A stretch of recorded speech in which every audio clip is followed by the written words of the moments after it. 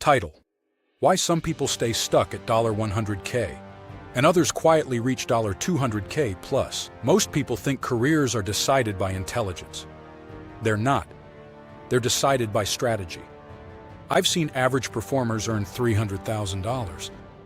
And I've seen brilliant people stuck at $70,000 for decades. Not because they weren't capable, because they were playing the wrong game. Here's the uncomfortable truth. Employers do not pay you based on your effort. They pay you based on their perception of your risk. And everything you submit, your resume, LinkedIn, cover letter, interview answers, is nothing more than risk reduction evidence. If your materials increase perceived risk, your compensation ceiling collapses. If they reduce perceived risk, your income expands. Today, I'm going to show you exactly how that works. Section 1. The biggest lie in career development. Most people were taught one rule: go to school. Work hard, be loyal, opportunities will follow. That model worked in 1975. It does not work now.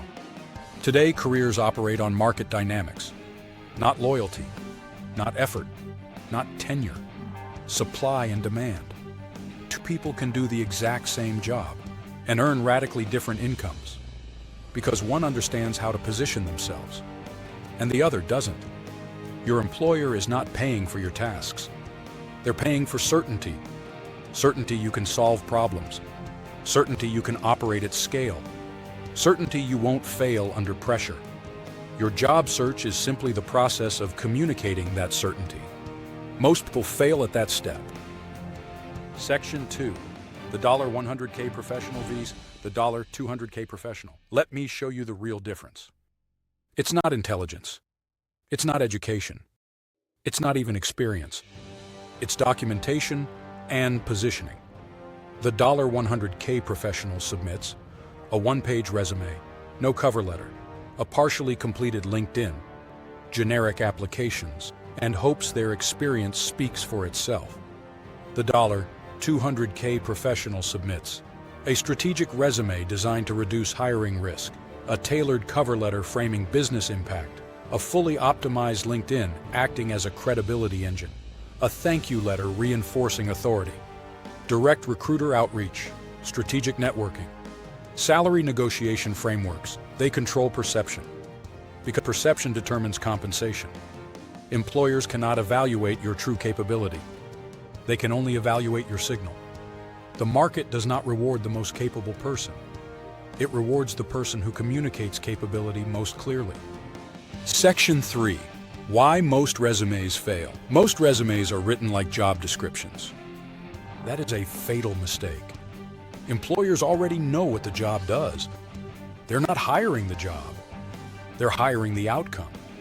Here's what most people write: responsible for managing operations. That communicates nothing. Here's what high performers write: led operational restructuring that reduced costs by 23% and improved delivery performance across a $40 million production environment. One communicates activity, the other communicates impact.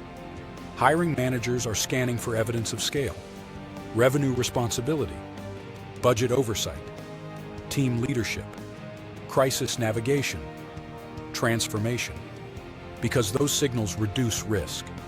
Weak resumes increase perceived risk. Strong resumes reduce it. Compensation follows risk reduction. Your resume is not a history document. It is a sales document. Section 4. LinkedIn is not social media. Most people misunderstand LinkedIn completely. They treat it like an online resume. It's not. It's a search engine. Recruiters search LinkedIn using keywords tied to revenue, scale, and leadership. If your profile doesn't contain those signals, you don't exist in their search results. You are invisible. The highest paid professionals are often recruited, not applicants, because their profiles communicate authority. Your LinkedIn is working 24 hours a day, either attracting opportunity or filtering you out silently. Opportunities don't come from applying. They come from being discoverable. Section 5. The cover letter myth. People say cover letters don't matter. That's only true for weak cover letters. A generic cover letter is useless. A strategic cover letter reframes your candidacy. It tells the employer, here's the problem you are trying to solve. Here is how I have solved it before. Here is how I can solve it again. It moves you from applicant to solution. That psychological shift changes how employers evaluate you. Section 6, the thank you letter secret. Most candidates send nothing after interviews, or they send generic thank you emails. High performers use thank you letters strategically. They reinforce authority. They address concerns. They reframe weaknesses. They remind the employer of their value. It is a second sales pitch. Most hiring decisions are emotional, then justified logically.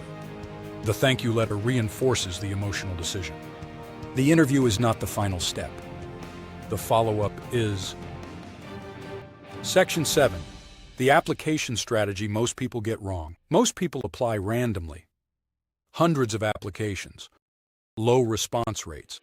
High frustration. Because they are competing in the most crowded channel. Online applications are the lowest probability pathway. High performers use multiple channels: direct recruiter outreach, network introductions, referral pathways, targeted applications, executive search firms. They increase surface area.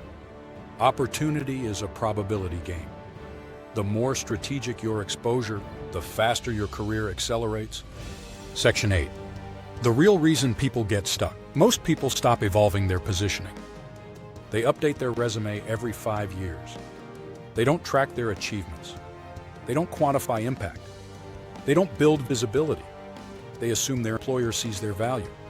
Employers rarely do, because employers are focused on operational survival, not documenting your career narrative. You must control your narrative, or it will be defined for you. If you don't define your professional story, the market defines it for you.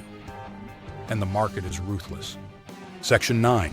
The salary negotiation divide. Most people accept the first offer because they fear losing the opportunity. High performers understand something critical. Employers expect negotiation. The first offer is rarely the maximum budget. Negotiation communicates confidence. Confidence communicates competence. Competence reduces risk. Risk reduction increases compensation. This is why two people can be hired into the same role and earn radically different salaries. Your salary is often determined by a single conversation most people avoid. Section 10. The hardest truth. The market does not reward potential. It rewards demonstrated value. It rewards documented impact. It rewards perceived authority. Most people are more capable than their income reflects, but capability alone is invisible until it is structured, communicated, positioned. This is the difference between careers that stagnate and careers that accelerate. Closing your career is not determined by effort alone. It is determined by strategy. Once you understand that, everything changes. If you found this valuable, subscribe. Because most career advice teaches effort. Very few teach strategy.